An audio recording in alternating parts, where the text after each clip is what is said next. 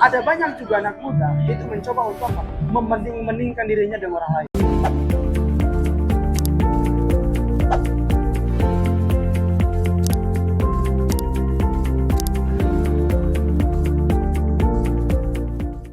Pelajaran terbesar dalam hidup ini adalah masalah. Pelajaran terbesar dalam hidup kita adalah masalah. Kenapa? Kita itu tidak bisa menghindari masalah. Oke. Tapi dari masalah lah kita bisa belajar dan mendapatkan banyak pengalaman.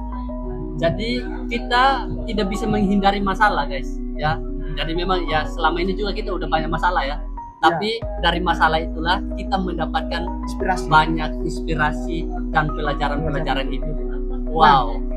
Nah, maka dengan keadaan-keadaan kita untuk mencoba mencari validasi, mencoba untuk membuat target pencapaian yang banyak, mencoba untuk selalu kita terlihat asik di depan teman-teman kita dengan segala jenis upaya untuk tidak menolak ajakan-ajakan yang memang menghabiskan waktu, energi, dan keuangan kita sendiri. Harusnya kita menolak dalam keadaan yang kita nggak baik.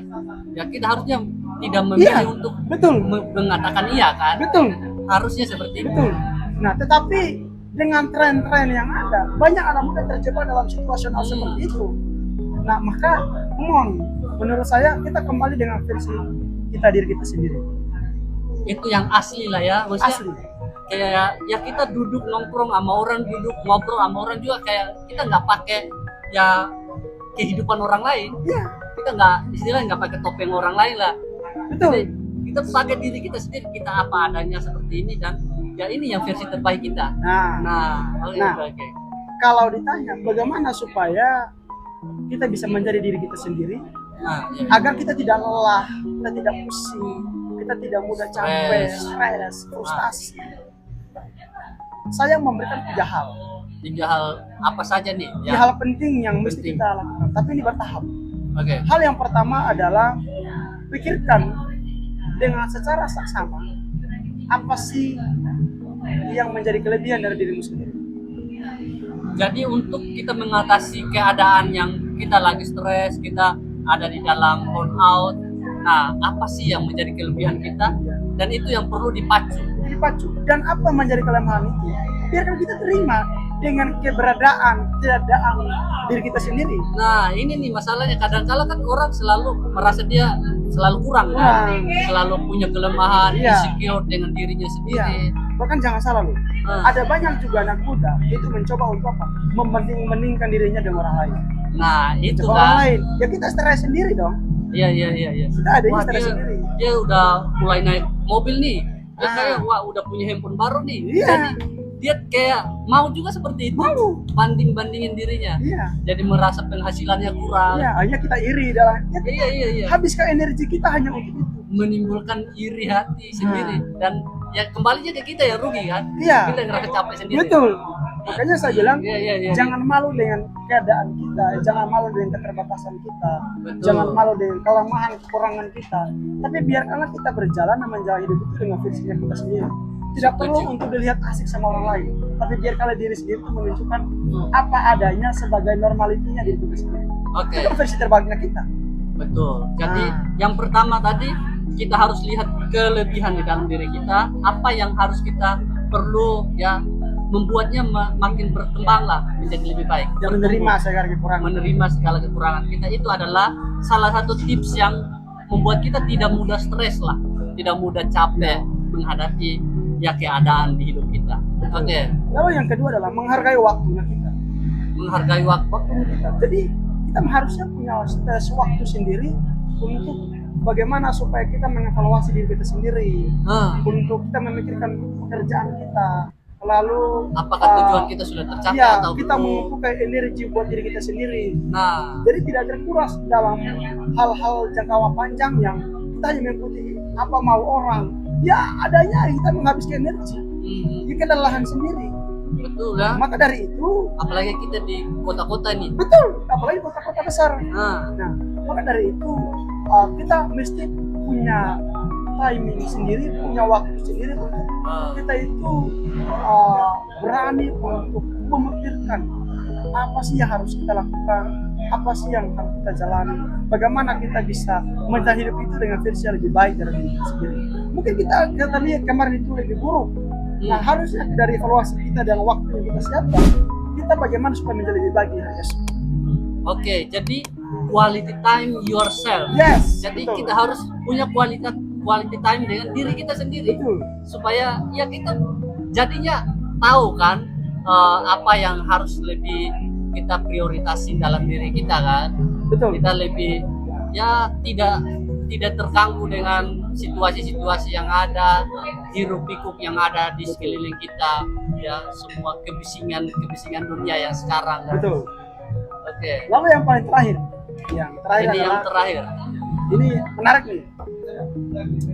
Yang paling terakhir itu adalah jadikan pekerjaan kita itu menjadi sesuatu yang istimewa karena pemberian yang diberikan oleh Tuhan.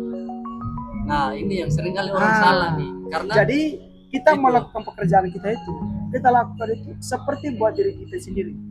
Kalau saya ingat ya salah satu kita dalam begini, apapun yang kamu lakukan, lakukanlah dengan senap hatimu seperti untuk Tuhan bukan untuk manusia. nah, ini yang perlu dipegang. Ah. Itu kalau nggak salah di Kolose pasal 3 ayat 23. Yes. Nah, jadi di fase itulah kita merasa bahwa semua yang kita kerjakan itu selalu baik adanya. Dan yang kita lakukan semuanya itu tertuju pada Tuhan. Kita lakukan yang terbaik.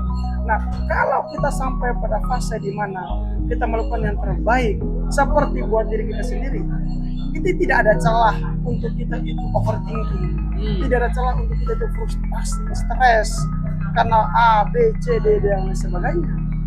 Yang ada apa? Kita naikkan selalu ucapan syukur, menerima semua kejadian kita dan jadikan itu sebagai sebuah pembelajaran. Wah, mantap nih. Jadi ruang untuk kita itu stres, lelah, capek itu akan tersingkir dengan sendirinya. Akan mulai pudar perlahan-lahan ya, karena ya yang kita kerjakan tuh kayak ya bukan tuntutan orang lain, tapi Betul. ya semuanya serasa kita lakukan buat Tuhan dan itu untuk diri kita berkembang lebih baik. Ya. Saya setuju ini menarik nih. Jadi coba kasih dulu quote-quote yang mungkin bisa menguatkan teman-teman yang lagi berjuang di fase hidupnya yang merasa stres, merasa ya banyak tekanan yang mereka alami. Saya punya satu statement dan pesan buat kita semua. Tidak perlu terlihat keren di mata orang lain demi menyenangkan orang lain. Tapi biarkanlah kita berjalan dan menjalani hidup ini dengan versinya kita. Biarkanlah diri kita sendiri terlihat keren buat diri kita sendiri tanpa harus membuat sesuatu, mengorbankan diri kita sendiri untuk terlihat keren di mata orang lain.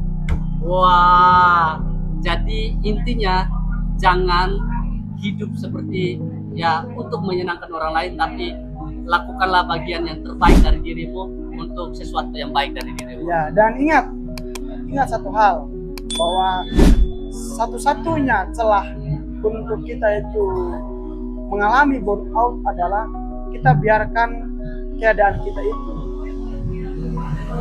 mengikuti tren dan kita membiarkan situasi kita itu mengikuti keadaan orang lain tanpa kita sadari. Itu membuat mental kita dan pikiran kita menghabiskan energi yang kita punya. So, kembalikanlah dirimu dari versi yang kamu punya dan bayangkan bahwa suatu saat nanti kamu akan menjadi orang yang lebih istimewa dari apa kata orang hari ini. Wow, luar biasa. Saya sangat banyak mendapatkan pelajaran di sesi kita di episode pertama ini ya. Jadi kita sudah belajar apa sih burnout itu, orang yang mengalami kelelahan secara mental, ya berpikir stres berlebihan, kelelahan dan ya merasa capek. Ya padahal dia sudah melakukan banyak hal rutinitasnya, tapi dia selalu capek. Dan kita juga sudah tahu ciri-ciri orang yang biasa capek itu gimana. Kita juga sudah tahu bagaimana kita mengatasi itu dan hal apa yang seringkali membuat kita mengalami situasi itu. Dan tadi Bro Jeff sudah katakan, kembalilah jadi versi terbaik dari dirimu sendiri. Jangan berusaha menjadi versi terbaik orang lain, tapi versi terbaik dirimu sendiri. Dan tentu hal ini supaya kita terhindar dari ya keadaan di mana kita stres berlebihan. Ya mungkin ada pandangan atau sesuatu yang ingin disampaikan buat teman-teman yang di rumah sebagai penutup dari podcast kita hari ini. Saya punya satu thoughts bahwa kita punya kemampuan untuk mengendalikan diri kita sendiri. Kita tidak bisa mengendalikan orang lain. Maka biarkanlah pengendalian kekuasaan kita punya untuk mengendalikan diri kita sendiri. Itulah yang menjadi pegangan kita untuk melangkah, berjalan, dan biarkanlah dirimu tetap berada dalam situasi yang aman tanpa kita mengorbankan diri kita untuk menyenangkan orang lain. Oke, jangan korbankan dirimu untuk kesenangan orang lain, tapi lakukan bagianmu supaya hidupmu jauh lebih baik. Disinilah di podcast Satu Percakapan kamu menemukan jawabannya. Dan jangan lupa di follow podcast kami yang juga akun-akun kami baik di YouTube, Instagram, TikTok maupun di Facebook. Inilah podcast kami dan sampai jumpa di episode berikutnya. Thank you, Bro Jeffrey.